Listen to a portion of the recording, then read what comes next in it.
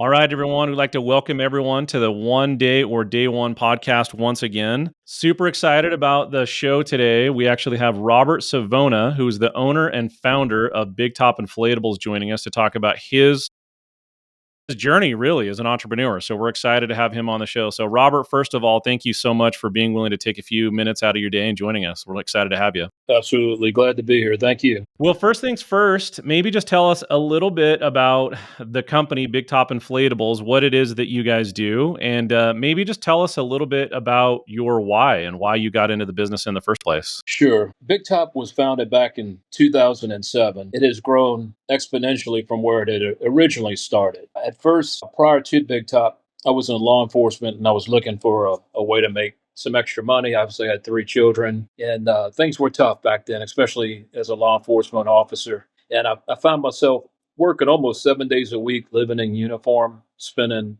not quite the time that I really wanted to with my family. And it was actually my wife's idea to start the business. She always had known that I'd wanted to do something and quite honestly just didn't know what to do. So, oddly enough, one weekend, our oldest son at the time, he was getting ready to graduate from high school. We asked him what would he like to do with his friends, and he said, "Dad, I think we'd like to do one of those inflatable water slides." And I said, "Oh, okay." So, I talked to my wife. I said, "Go ahead and set it up." I really wasn't that involved with it, other than just okaying it and knowing that the kids were coming over for the weekend. And the gentleman came for the party, set up the water slide for our kids. And I'd asked my wife, and we're going back over 20 years. I said, "How much did we pay for that water slide? It looked like a big inflatable." And she said somewhere around like $300 at that time. And I said, "Wow!" So the guy was only here for maybe 10 minutes, and he made $300 just for setting that up. So my wheels started spinning, and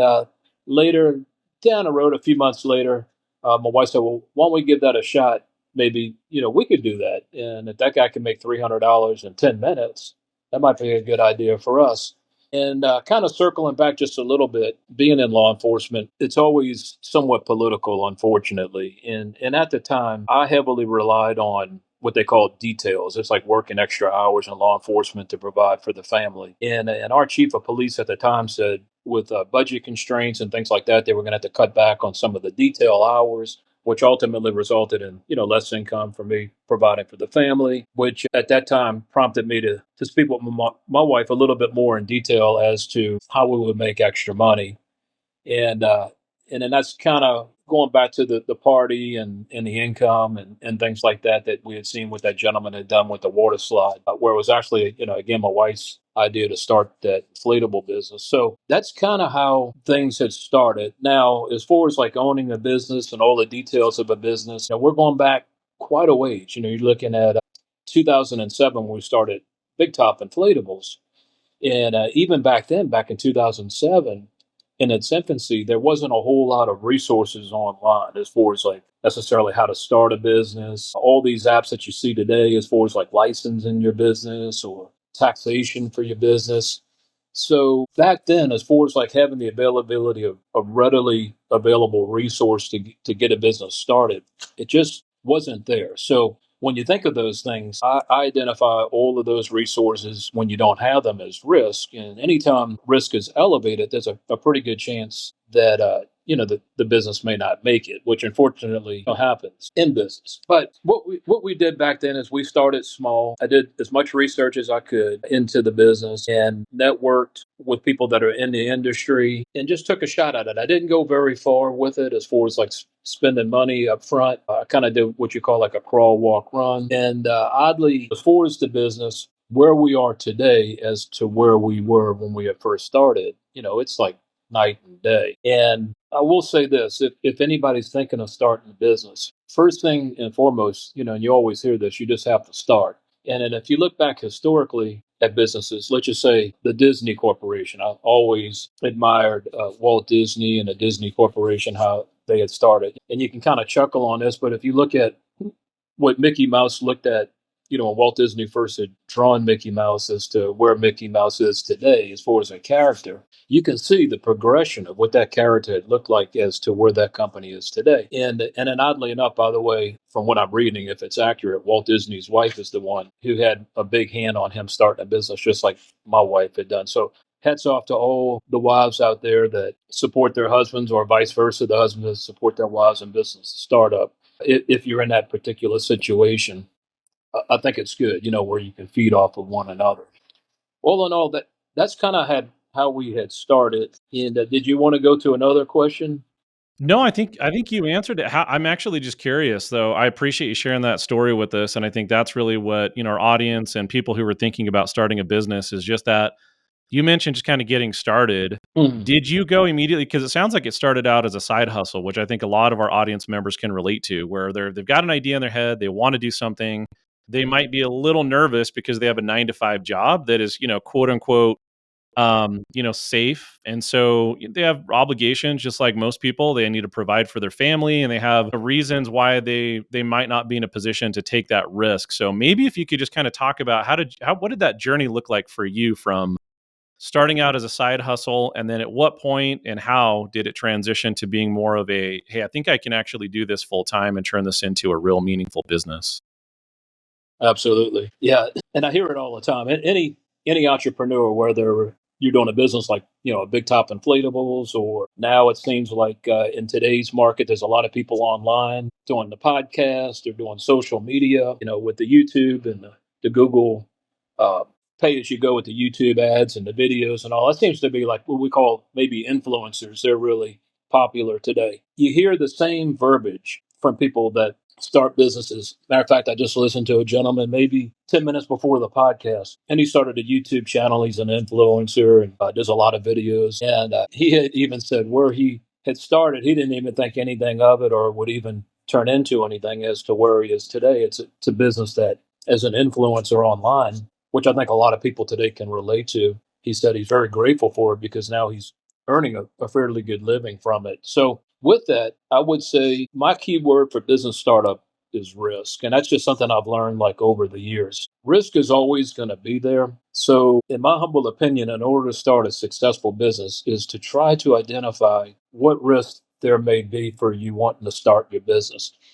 And remember, this is a funny story as well. I built a house years and years ago, and a gentleman who helped me build the house, he said, "Hey, we can draft this house like on a napkin and build it." And oddly enough, that's kind of how it started. We drafted that home on a napkin, and then, the gentleman, the contractor, built the home. It was a beautiful home. So I'll say this with business is you don't have to be over analytical and over technical, and you don't have to over study things. The simple upfront approach of getting started is just to do it. Whether it's a pen and paper or pencil on the paper or typing some things on a Word document in a computer, just identify in its simplest forms what it is that you think you would want to do with your business. It doesn't have to be over analytical. You just have to do it.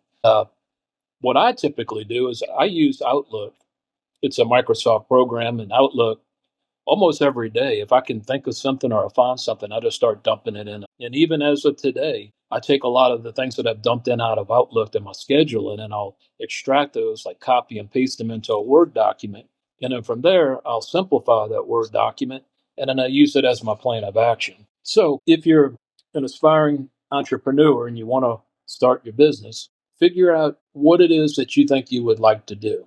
That's important. And remember, if you're going to do something, you have to be passionate about what you're going to do. And if you're going to own a business, it's going to become a part of your life. And when I mean a part of your life, it's like something you're going to live with 24/7. And as an entrepreneur, as a business, when you start that business, you're giving birth to a business, just like a person. You got to take it, if you're going to do it, very seriously. You'll see a lot of things and you hear a lot of things online. Quick startup, easy money, get rich quick. Can that happen? Absolutely. I would say, as an owner, and I'm just going to throw a number out there, if that ever were to happen, it's going to probably be a very small percentage. Anybody that's successful in a business. When I mean successful, maybe a business that's survived 3 to 5 years, maybe longer. They'll basically tell you that when you own a business, it's a commitment. It's like giving birth to a child. And then you're going to teach that child how to crawl and teach it how to walk and feed that child. And that child's going to grow and develop. Then you'll have like an adolescence period. Anyone with children can probably tell you it gets a little bit tough during that time. But if you're a good parent, a good business owner, you'll survive it because you'll believe in yourself and you love the person that you're raising, just like you'll love your business. So a business will get into its adolescence period where you'll start to discover that the business might be some pullback to you. It's growing, and then you're like, how can I hang on to this? I love this business, but now it's growing into a different level. It's requiring more of a time commitment. Maybe there's newly developed risks that you have to find a way to circumvent to keep that business going. And then at some point, that business will mature. And then just like in life, it'll reach somewhat of a maturity or a plateau, and it'll start to get a little bit old, especially as we age ourselves. And then you'll have to think, what am I going to do with this business if it reaches that level of maturity and starts to age a little bit? Do you start looking for some outside help to run that business? Maybe the business has done great, but you just want to close it. You want to completely get out of the business, or maybe pass it along to family members, or maybe even sell the business. But there's going to be a cycle to that business. But I would say at a minimum is figure out what you would like to do, identify some simple steps as to how you want to get started, because that's an important thing to do, is to at least get started, and then identify some of the risks. And then at some point, I would say, if you're going to consider getting into a business, I always recommend this, not just for someone wanting to start a business, but maybe even someone out there that's considering looking for a job. Don't heavily rely just on the internet. Get involved. If you're maybe looking for a specific business, or if you're looking for a specific job, as an example, find out if there's trade shows in your area. Speak with your chamber of commerce. Get involved and network with people. And I find that those like trade shows, those conventions, if you can participate in them, are very helpful, because it'll allow you to do just what we're doing today, is get out and speak with people in that particular industry, and then see if that's something that you want to make part of your daily life. Because if you say you start a business, that's what it's going to become part of your daily life. And then, as considering starting a business, or actually taking action and getting one started, is those conventions are very important, because most of the time in business, people have, or companies have, products, and they generally have a sales force that will sell those products. Some do and some don't. But a lot of times, if you're thinking about selling a particular product, or being specific into an industry, those trade shows and conventions, speaking to people, going booth to booth to booth, is going to help you identify what products or businesses that you'll want to associate with. And then you can bring those into your own business. So that's super important. And then also, the networking. You can ask people questions, just like we're doing today. Ask them what's helpful, maybe what's not, what's risky, what's not, if there's opportunities. And in business, we call that a SWOT analysis, SWOT, strength, weakness, opportunity, and threats. So try to identify those in the business that you're thinking of considering. Love that. Super helpful. I love one of the things I wanted to just double click on that you mentioned there. And I think the key here is to have, resources or a network, and make sure that there's places that you can go to talk to people, and make sure that there's kind of the support system.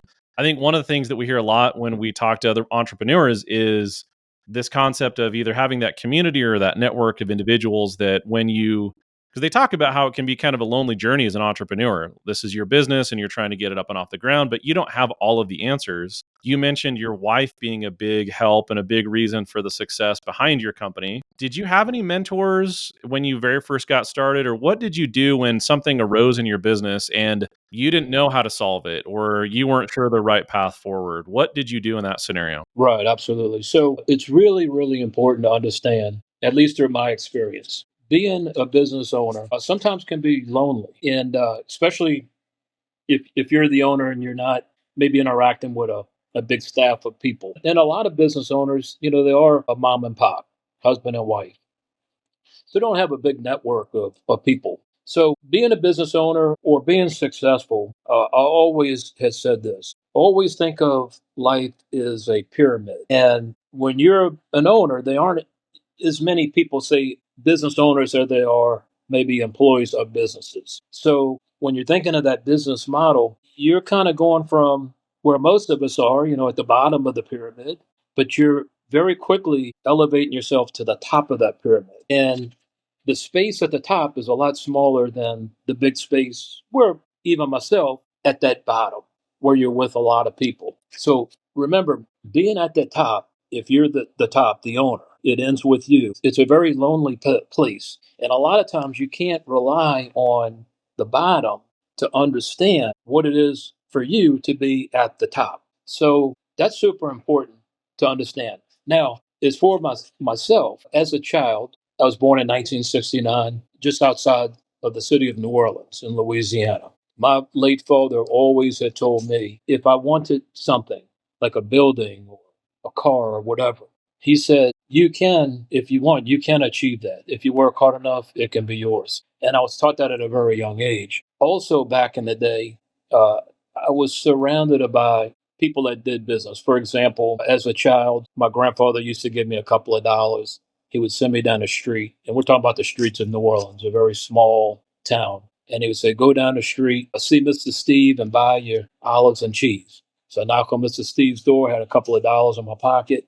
I'd go in the backyard, Mr. Steve would get the cheese and the olives out. So this man was running a business out of his home. So even at a young age, I learned what that dollar would give me and then how people had run their businesses. And then as time grew along, I think personally I had an aptitude to run a business to some degree. Maybe I was blessed in some ways. That doesn't mean, that everybody say if you don't have the aptitude can't run a business, maybe you could be trained.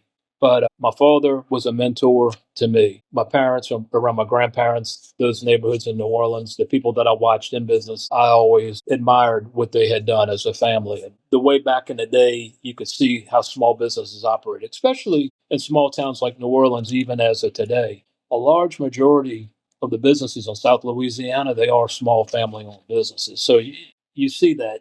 Maybe in some sectors around the US, you see more like larger chain style businesses. But all in all, especially the way that I was brought up, and even as of today in the streets of New Orleans, there's a lot of small family owned businesses. You really appreciate how hard families work and what they do to sacrifice to run those businesses. From there, though, things had evolved. I would say this I don't think I'll ever, and I'm getting up there in age, but I don't think I'll ever be like the wide receiver for the New Orleans Saints football team.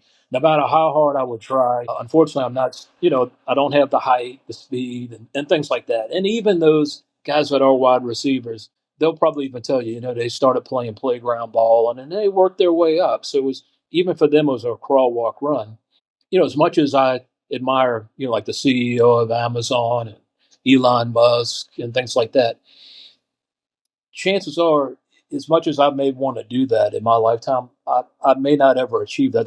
Doesn't mean I'm a failure. And even those individuals will tell you, I think if I read correctly, even Elon Musk was at the brink of maybe losing everything. When I look back at Walt Disney, I think there was a time in his life where before he had put out maybe a movie or something, before even the parks, there was a time where he pretty much had to put it all on the line and he could lose it all. So if you look at those stories and you understand that, looking at how this has affected like business ownership for other owners, you see the sacrifices that these people make sometimes to get to where that they're at. Going back to your question, I've been in business now with Big Top almost 20 years. And even as of today, I still scratch my head and think, like when I get up in the morning, it just doesn't feel right. I said, well, maybe I should get in my car and I need to go drive to some office and work somewhere else. When you wake up and you work for yourself, it's going against everything, I think, the way that we were brought up. Like I can remember back in grade school, high school, college, I was always, and maybe some would agree with me, when you're in those environments, they're teaching you to be part of a group and to be successful as a group and learn about specific things, especially like a latter part of high school or even like a trade school or college. You're learning a trade or a skill specifically to go work for someone else.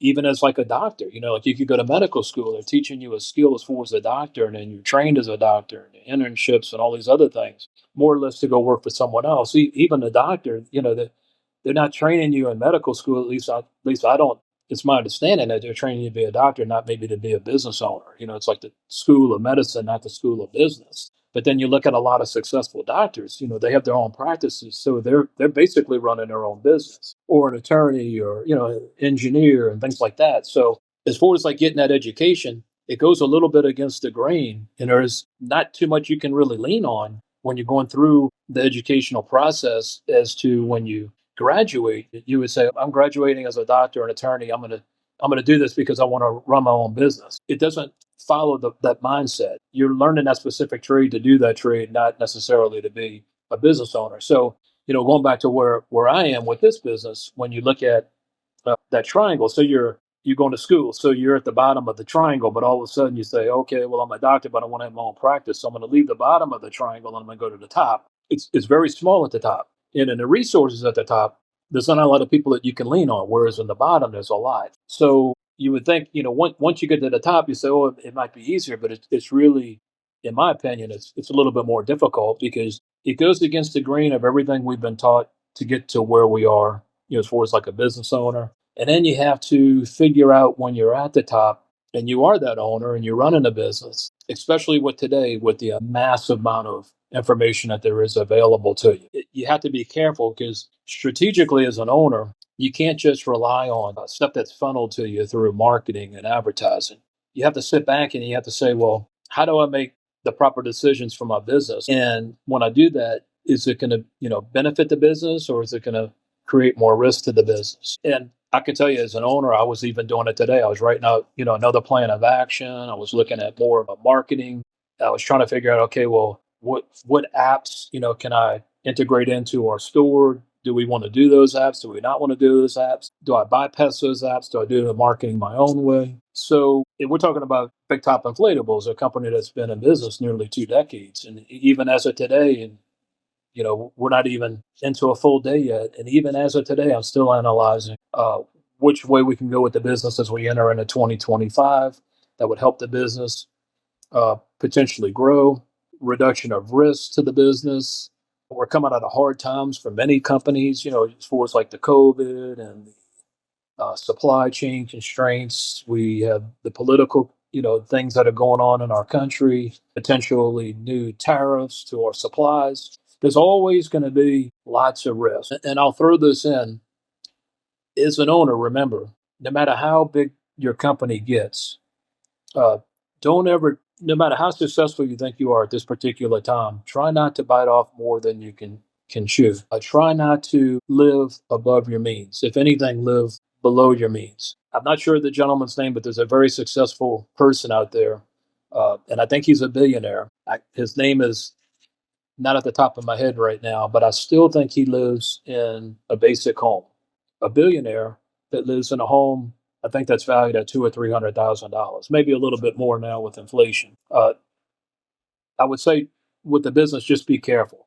Yeah, that definitely makes sense. I appreciate that. I think, yeah, I mean, I think there's a lot of wisdom there in trying to make sure that even though the business grows, and maybe that's one of the things that you can speak to as well is, how do you know when was there a day or a time that came in your business where you kind of looked around and said, wait a minute, this is actually a legitimate business. I think a lot of the entrepreneurs that I talk to, they have this mindset, or they have this, maybe it's an insecurity even, that their business isn't real. That what they're doing, they look at their peers or they look at others in the industry or other entrepreneurs and they look at their businesses and they say, that's a legitimate business right there. Like they're doing well, and they only see the glitz and glamour. They don't see the pain that's happening behind closed doors and the grind that, the day in and day out that you just kind of alluded to.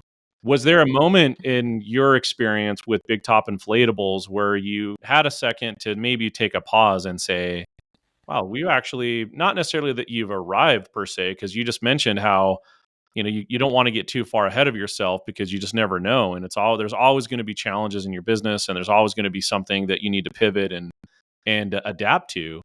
But was there ever a moment where you said, all right, I've kind of got the hang of this, and I think that this is actually starting to gain some traction, and it's no longer this, small idea in my head, but it's actually something that's sustainable, and I think we can grow this thing bigger than I originally thought. Did that ever happen to you, or maybe talk about that a little bit? Sure. Well, in life, you're going to have expenses and you're going to have income. When your income exceeds your expenses, you're doing pretty good. And then at some point, you can say, hey, my income's exceeding my expenses, whether it's in your job or your business. And you're like, hey, I think we're going to make it. Most people, including myself, I wasn't born with a silver spoon. I started a business from nothing, a crawl, walk, run approach to the business. And it took some time. I would say in business, like they say, if you can survive it beyond 3 to 5 years, you're doing fairly well without failing. And there's many reasons why those companies fail. And when they say fail, it could just mean they close it down. But and they just didn't want to do it anymore. When your business reaches a level where your income exceeds your expenses, I think at that point it shows you at least in black and white on paper that, hey, I've achieved something here. This is something that I think I can rely on. And there are people out there, including myself, when we started the business, that were working a job or two or three while they were running their business. So it may take some time for you, and I'm almost confident it will in most businesses to reach a point where those struggles will become easier for you. And in that business on black and white, it's going to show you, hey, this is profitable. And at some point, remember, we talked about this before as far as when you start the business and it's in its infancy, and then it starts to crawl, and then it walks, and then it runs, and things like that, and it matures. Your business at some point is going to take more of your time. If you want to grow that business, at some point it's going to prove itself, and you're going to have to at some point jump out of the like a bird out of the nest and fly. Take some educated risk and say, hey, I think it's time. I need to focus on this and go for it. But just do it in a mature way, a responsible way for yourself and your family. Once your hard work and all that commitment reaches a level where the income from your business exceeds your expenses, at that point, pray about it, talk to your family. At that point, it's time to start letting go of some of the secondary jobs that you had. Maybe working two or three jobs, cut it down to two or cut it down to one or completely eliminate them altogether. I've heard those stories from business owners as well over the years. At some point, they have to let the second sources of income, maybe their jobs, go. And that's a hard thing to do. Sometimes you have to rely on, podcasts like this or speaking with other mentors in your industry to take that leap of faith. But at some point, you have to give your business 100%, and you're going to let the other businesses go. It's what I've learned with Big Top Inflatables. Our company, and I never knew this going in, but our company, and I learned this, has become successful because our business model was always intended to help other people succeed in the industry that we service. For example, we sell inflatables, we sell commercial tents, concession equipment, hand trucks. And on a daily basis, and we're talking about for nearly 2 decades, and I can't tell you how many endless and thousands of hours of phone calls I've had with people just like myself who said, "Hey, Rob, I want to get in the business, but I have some really important questions. I'm worried about this. I'm worried about that." And what I learned is after each phone call that I thought we were selling inflatables and tents and concessions equipment. What we really were selling was how to help people gain the confidence that they needed to start their business, whether they purchase one inflatable or $100,000 of inflatables. And that's basically what I've learned from the business was if to be successful in the business, in my humble opinion, you have to find out what it is that your customer is concerned about. If they want to buy your product, ask them, why do you want to buy my product? Or why do you want to get into this business? And that customer is going to tell you, I want to buy the product because I have 3 children at home, and in my job, they cut me back 50% on my income. Or my spouse lost his or her job. Or I'm getting a little bit older and I want to spend more time with my children or my grandchildren. Or I'm nearing retirement, but I'm not quite where I need to be. The bottom line is, as customers, if you ask them if they're thinking about getting into a business or buying a product or a service, is to listen to them. If you ask the right question, they're going to tell you what it is that is a concern of theirs. And at our job as owners of businesses, whether we sell products or services, is to listen and to help that particular customer achieve their goals, solve their problems. So I always tell business owners when I train them is don't sell the product, sell what it is that you can help your customer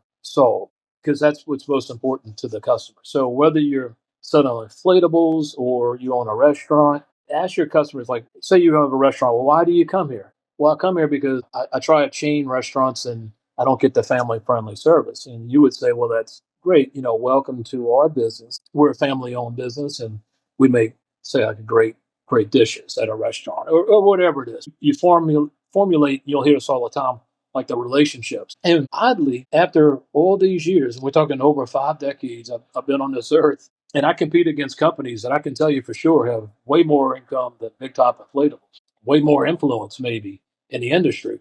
But when I'm speaking to my customers, I hear things that are very concerning.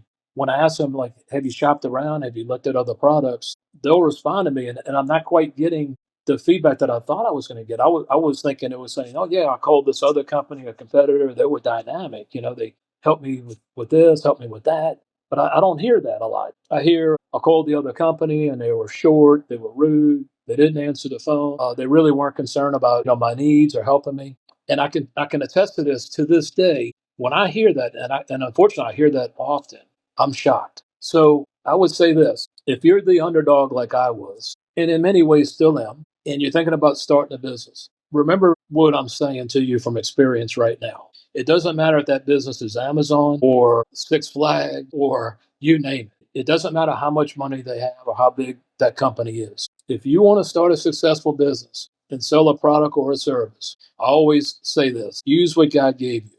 Two ears and one mouth. And the reason you're built that way is because with your customers, always listen with your two ears twice as much as you speak out of your mouth. If you listen and use those two ears, speak less, your customer is going to tell you what it is that is of their concern.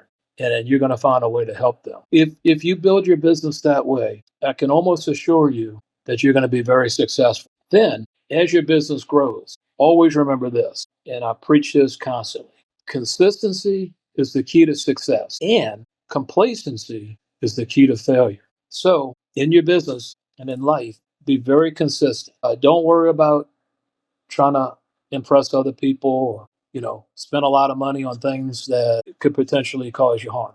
Be consistent in what you do. Whatever you did in day one, be consistent with that, 10 years from now or 20 years from now. Be consistent in what you do. That's some great advice. That's some great advice. Well, and I think that's one of the reasons too that you've been so successful is because of that consistency, but it also sounds like you've spent a lot of time listening to your customers and their pain points and what it is that they're really trying to solve for. So along those lines, in all of your conversations with your customers and as you talk to them, you probably have seen some, enter the business, and whether they said that whether they're a new business and they're just getting started and they want to get into the inflatables business, or they want to start a bounce house, or whatever it is that they might be wanting to just start doing. Is there a common thread of those that are successful versus those that are not? And I guess really what I'm getting at is, can anyone do this? Can anyone start their own business? Or, there's certain attributes or certain traits that someone who really is successful has to have. What's been your experience in all of these conversations that you've had as you've spent time with your customers? Absolutely. I believe this. I believe anyone that wants to start a business can do so. I really do. Will they be successful or will they fail? It could go either way.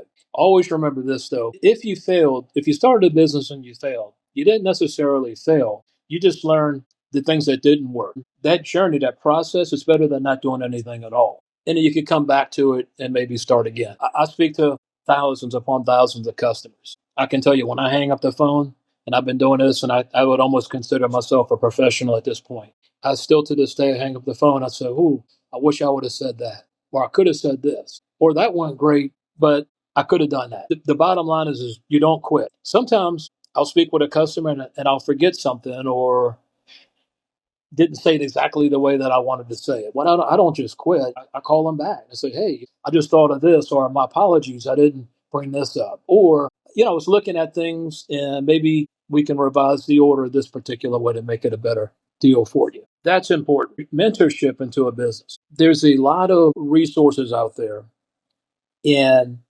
it's sort of like life. And I wrote about this before the podcast. This is really, really important. And you could probably do some research on this if you wanted to, but they'll always say, like a business owner, when we talked about that triangle, you'll be, say, in that top 1 to 3%. But let's face it, when you're a guy like me, an underdog who's born on the streets in New Orleans with very little, income, almost in, like, say, poverty compared to, people with a silver spoon. It's a very difficult process, and there are very educated people out there that can really tell you more about this as far as the psychology and all. But when you're the underdog and when you're at a certain income level, let's just say you're considered the low class or the working middle class. A lot of times, the high class, the richie of the rich, no matter how much you want to move into that particular category, like we were talking about with school and all, your background. It's very difficult for you to go from, say, low class to high class or middle class to high class to socialize in those networks. You may feel uncomfortable, or even a person, say, from high class, you move them down to like the low tier of the income. It's very difficult for them. So a lot of times, as a business owner, let's say, you made $24,000 a year, and all of a sudden you start a business, and that business is growing, like we were saying, and you're like, hey, this business is making a whole lot more money than my expenses. I think I want to go for this. But then you got a business now that's hundreds of thousands of dollars a year, or even now millions of dollars a year. So how do you go from your mindset of earning, say, a living wage, and all of a sudden, you're now a millionaire, a multimillionaire, and you're thrown into a different class? How do you manage that? And that's going to be something you'll scratch your head on, and you have to be very careful. That's why I was talking about the consistency, and this brings me to a very, very important point that I've learned over the years is, and I teach this all the time to people I call here, the Big Top Inflatables. What I've learned over the years is successful people buy what they call income producing assets. This is very important. That means people that typically make money and make a lot of money, they're going to buy products that make them money. They're going to try to avoid products and purchases that just cost them money. There's many little aspects to this, but I'll say this, and my dad taught me this. We are, as an individual, as a business owner, so you're one person. You only have 24 hours in a day. It doesn't matter if you're a multimillionaire. You still only get 24 hours in one day. That's all you have. So in that 24 hours, and my dad used to tell me this, and I laughed about it years ago. He said, Rob, you only need about 6 hours of sleep. And maybe doctors would say different. Maybe you need 8. But he said the other portion of your time, you should be, focused on what are you going to do with that time to be productive. That doesn't mean it has to be all business. And you have to make sure, especially with the family, that you take care of yourself, your health, your children, your mindset, your religion, all of those good things. You have to be, holistic. But you only have 24 hours in a day. So the little trick that I've learned is I call it income producing asset. If you start looking at people that do fairly well with money, they generally are buying things that are making them money every single day within that 24-hour period, but they don't have to work 2, 3, 4 jobs to earn that money. So you have to find, what I find as a recommendation is, find a way to make money within that 24-hour period without you having to be there. I also call it trading dollars for hours. So let's just say, for example, and I talk to people all the time, uh, in our industry, especially with inflatables, a lot of people that like cut lawns or paint houses, a lot of, say, blue collar jobs, hardworking American people. They're looking to make even more money to help their family out. So I've got a guy, he calls me, he says, look, I run a lawn care business. I said, that's great. How much do you make like per lawn? He says, let's just say on average, I make $50 a lawn. I said, well, how long does that take you to earn that? He says, well, maybe 30 minutes. So I said, okay, so within an hour, if you can do 2 lawns within an hour, you're making about $100. And he says, yeah. I said, okay, so you work 8 hours in a day. So maybe you're making, say, $600 to $800 a day. So that's not too bad. I said, well, how about this? How about you buy what we call an income producing asset, like that lawnmower you bought? So you buy an inflatable, but the inflatable only takes you 10 minutes to set up. But on average, that inflatable would earn you an extra $150 a day. I said, do you think like in the morning you could go set up that inflatable before you cut the lawns? It'd only take you 10 minutes and you just added another $150 to your income. Heck, you could go set up, say, with your crew and your trailer, you go set up 4 of these inflatables. That's an extra $600 a day. It's almost what you're making cutting lawns for the entire day. He said, yeah, I think I could do that. So now you have a guy that runs a successful, say, lawn care business, and in the morning just gets up maybe an hour or two early and sets up 4 inflatables. Now, basically, because of our conversation, he has now doubled his daily income without trading that entire day to earn that double income. So he's found a way to reduce trading his dollars for hours. And then he's also found a way to take income that he's earning and buy an income producing asset like an inflatable. And then I said, well, hey, what can you do with that extra $800 that you're making per day? Let's just say that's times 4 days. And we'll do the math right here. I got a calculator, so 800 times 5. So I'm not a genius. I still use a calculator and a handheld one. So that's an extra $4,000 a week. I said, hey, if you made an extra $4,000 a week, I said, here's another trick. maybe when you're riding around, what if you bought like a condo, like a little condominium? You could buy a condo, let's just say for 60,000 or $80,000. I said now you could rent that condo, and in that condo, in addition to making, doubling your income like you are now with your inflatables and your lawn care, now you have another source of income that you bought that condo. You're putting your money in the condo, and that condo is now making you more money on top of the money that you have. He says, "Hey, that sounds like a great idea." And I said, "Well, hey, what about this?" I said, "You know, I'm not an accountant or a financial advisor, but maybe your accountant will show you a way that you can earn even more money using like the tax laws, like whatever the tax laws are.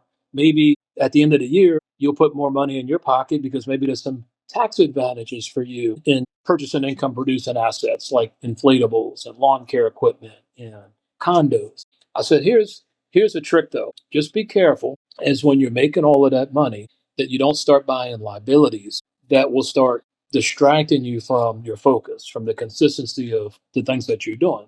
So, for example, let's just say you start making a lot of money and you're like, hey, this is great. All of a sudden, I got all this money. I want to start traveling a lot, or I want to buy a nice boat, or you're a hunter. You want to buy like a hunting camp, or some fast, flashy car, or a bigger home. There's a whole bunch of things that you can buy. But if it takes you away from the consistency of the things that you're doing on a daily basis that help you to become successful, I'd say be very careful. The other thing is if you do buy liabilities, my recommendation is pay cash for them. Don't finance, a very expensive home. If you live in a $200,000 home and you can now afford, say, an $800,000 home, and you can do so and write a check for it, not lose an ounce of sleep, hey, go for it. As long as it's not going to distract you from the consistency, the things that you're doing every day, it makes financial sense. So as far as like your taxes and your insurance and all of that, it doesn't put you in a position where it creates a financial hardship. In some instances where you could lose all of that, then go for it. If you want to buy that expensive car and you can write a check for it, go to the dealership and do it. That's why if you ever talk to people that work in car dealerships, sell boats and stuff like that, they'll always tell you they're shocked by this, but they'll tell you like the guy that comes in to buy the Corvette, he might be coming in dressed in his lawn care outfit or his Walmart shorts and shirt. And that sucker don't discriminate. He'll come in. He or she will come in. They will write a check for that Corvette. So they see that all the time. Sometimes it's the people that come in the three-piece suits that they start asking questions and they're shocked. They look at this person like, wow, three-piece suit, a nice dress, but they pull a credit or whatever, like, ooh, I don't think you're going to be able to do it. Or they'll find a way to do it. Maybe these people overextend themselves. So kind of like highlighting the things that we talked about is buy income producing assets. If you do purchase liabilities, pay cash for them and make sure they don't distract you from the consistency of the things that you're doing for yourself and your business. Find a way to utilize your 24 hours and pack as much in that 24 hours as far as like income producing assets, condos, like your self employed pension, anything that you can do in a game that you can control, do it that way. Be very careful about playing someone else's game. For an example, you start making a lot of money and you say, oh, I'm going to buy stock. Well, if you do so, do it in the least risk way possible. Because remember, you're putting your business in someone else's business that you cannot control. So you can't control, are they consistent? Are they doing the things that you want to do? So if you do start making money, my little tip to success is buy income producing assets. If you buy liabilities, pay cash for them. Maximize your 24 hours with things that are going to make you money without you having to be there, as far as like inflatables, tents, real estate, things like that. Things that'll make you money that you own and you can control that will consistently bring you income. Be very careful about the liabilities and be very, very careful, especially if you want to start a business, in playing someone else's game. If it's your business, use this advice and you go into it knowing that you can be consistent in what you do. Be very, very careful. If you do someone else's business, I would highly recommend franchises. And the reason I say a franchise is because a franchise is a reduction of risk because there's some set of plan. But remember, you have to offset that because you have to pay them like franchise fees and royalties and things like that. And not all franchises make it. And unfortunately, a lot of franchises, you got to look at that time commitment. A lot of times it requires a lot of money to buy a franchise and a lot of your time. When you start reducing your time, you start reducing the availability of your resources to, say, grow in other areas. Here's the bottom line. You got to find a way to be successful in business to stop trading time for money, what we call dollars for hours. Find a way to take your hard earned money and buy an income producing asset. Buy your liabilities down the road when you can pay cash for them. speak with a company like Big Top Inflatables, who started from nothing, has the confidence, the tools, the skills, the forms, everything you need to be successful, and show you how to take $1 and earn at least 5 times that amount on the annual basis. So when you think of it that way, it's like I talk to gentlemen and ladies every single day. Think about this. I mean, really think about this. When you put this out here, if anybody's listening to it, think about it. Yeah, I'm 55 years old now, and I've been around the block. I can tell you right now, very few people talk about in a conversation income producing assets. Most people that I talk to and really think about this, they talk about liabilities, ways to buy liabilities, and they're excited about it. Very rarely will you hear somebody say, "Hey, Rob, I'm thinking about calling Big Top Inflatables," talking to them about maybe using a fraction of what it would have cost me to buy a pickup truck to maybe buy an inflatable where I can earn 5 times that amount minimally on an annual basis. Oh, and by the way, when I'm on their website, I can click one button within seconds, finance now, and get 15,000. You just don't hear those conversations. So if you think about it that way, when we're having this podcast right now and we're talking about this, and you listen to the podcast and then you go out into the world and you listen to your friends, it's going to almost sound alarming. It's like a siren going off when you hear the conversation. You're like, wow, this is what I'm hearing. I'm not hearing what Rob said about being a successful business owner and how to do it. And it doesn't have to be that complicated. To be the next millionaire, let me tell you, you don't have to have hundreds of thousands of dollars. I can assure you right now, you can spend less than $2,000. Give me a call, and I guarantee you within 30 minutes, if you want to be a millionaire, keep calling. We'll start with one order less than $2,000, and I guarantee you within 2 to 3 years, you'll be making hundreds of thousands of dollars and on your way to be a millionaire. That's an absolute fact. And I can say that with confidence is because that's what happened to us, to me. And then to this day, just like we talked about earlier, when you call around, I'm even stumped to this day where when customers call other businesses, they don't have such a positive conversation. But when they call here, they will have a positive conversation. If they want to be successful, that's our goal. Because, like our business says, and it's right on our homepage, and it's not a slogan just to say it. And I'll pull it up right now. It's right here on the homepage. It says, your success is our business here at Big Top Inflatables.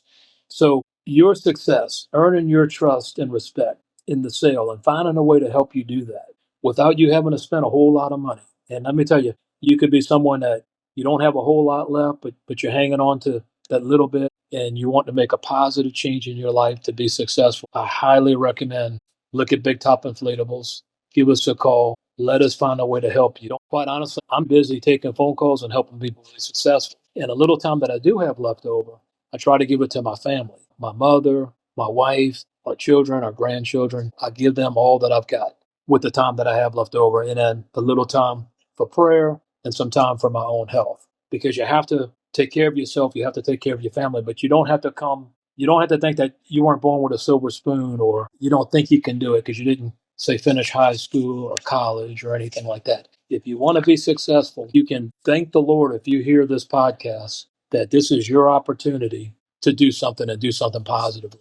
And I promise you, if you do it that way, you'll be just fine. You'll make income. You'll do very well. You'll service families and businesses in your community. You'll see the smiles on their faces. This is a great business, by the way, because the business that we're in with inflatables, when you buy the big top inflatables and then you rent them to the community or tents or concessions, it's a very positive thing. You're not in a car repo business. It's a very positive thing. So it's very therapeutic. It's fun. And I think these tools will help you. Well, Robert, you've given us a lot to think about, a lot of food for thought, that's for sure. And I think that one thing that you said that I think is so key, and I think we see that with other entrepreneurs that we talk to as well, which is just understanding and maximizing that 24 hours. That I think that's so profound that we all have the same amount of time, and it's just how do we have assets that are working for us, or how do we make sure that we're maximizing that so that we can scale that time. So I really appreciate that. For anybody that's listening that wants to learn more, I know you touched on Big Top Inflatables already, but where can they go if they want to find more information, and how can they get started? Where would you point them? Absolutely. So we're on the World Wide Web. So customers can go to bigtopinflatables.com, pull up our website. One thing you'll notice about the bigtopinflatables.com website is our website, there's no add to cart. And we don't put it there by design because we really do want you to call us. You'll find most competitors, and there aren't many in our industry, but the few that are out there, they'll have add to cart. And quite honestly, the add to the cart is they're trying to find a way for you to say buy the product, but not necessarily expend the time in calling them. Could be for a whole host of reasons. But with Big Top, you'll only see request a quote or finance now. I highly recommend all customers click the finance now button. You have literally nothing to lose because it's a soft inquiry through ClickLease. You'll find out right up front if you can get approved up to the $15,000. If you would like to apply them, give us a call at Big Top Inflatables and we'll help you to do so. With Big Top Inflatables, you buy when you're ready. We'll help you. We're going to give you a free Big Top starter kit. It's all the documents that you would need to run your business, sample forms that we've used over the years that we found are very helpful and supportive. We have a tremendous resource page and also resources that we can provide you with to reduce the risk and concerns you might have with starting your business and then let you make an educated decision for you and your family to start your business. And that goes back to someone, his name was Zig Ziglar, very professional guy. He's taught a lot of people things about success. And Zig Ziglar said, you need two things to be successful. One, you have to have the tools to be successful. So if you want to build a business like a house, you got to have the tools and you got to find out how to get those tools so you can build your house. Well, we'll help you do that. And then Zig Ziglar also said, in order to be successful, you can't be afraid to ask for somebody's business, to ask for the order. Well, a lot of times, a lot of people that get into our business, they're new to business, so they're not used to sales, and they're really good. They have a lot of enthusiasm to get into the business. But remember, to be successful in business, you have to be really, really good at sales. And remember, business isn't just selling inflatables. Business could be a doctor, an attorney, could be your architect, could be your contractor, it could be the guy that cuts your lawns or the lady that cuts the lawns or whoever. If you want to be successful, you have to know how to sell. And like Ziglar said, the second part of being successful is you have to be able to ask someone for their business. So in sales, remember, you're never going to be perfect, but the more that you do it, you will become better. And if you get off course a little bit, you just get right back on. And also at Big Top Inflatables, as we said, your success is our business, is that not just buying inflatables, we want you to call back. So if you get off track and say your sales are a little low or you're not quite confident about something, we want to talk to you beyond just selling you something because your success is our business. We will not have a business if you're not successful. So if you have a concern about your business or you tried something and you're not quite sure if it's the right way to go, or you're looking to expand your business and you need someone that you can trust to call and talk about it, we're here to do that. And thank God, after nearly 20 years, we still will field all the calls. I have customers that call us in the middle of the night. I have customers that call us on the weekend. If you need our help, my help included, Robert with Big Top Inflatables, as you've seen in all our reviews online on Google or Facebook or anywhere you're looking at, the reviews of Big Top Inflatables are very high because customers know when they call here, if they need support, they're going to get it. And if they need finance support, we're going to give it to them. And I think that's the foundation of what Big Top Inflatables has been built on. Well, Robert, thanks so much for taking the time. I appreciate it. You've been an awesome guest and obviously been a great partner for ClickLease as well. So thanks for everything on that front. And then you've been a phenomenal guest. So thank you again. Thanks for joining us. And then also just wanted to thank our audience for joining us on another episode of One Day or Day One.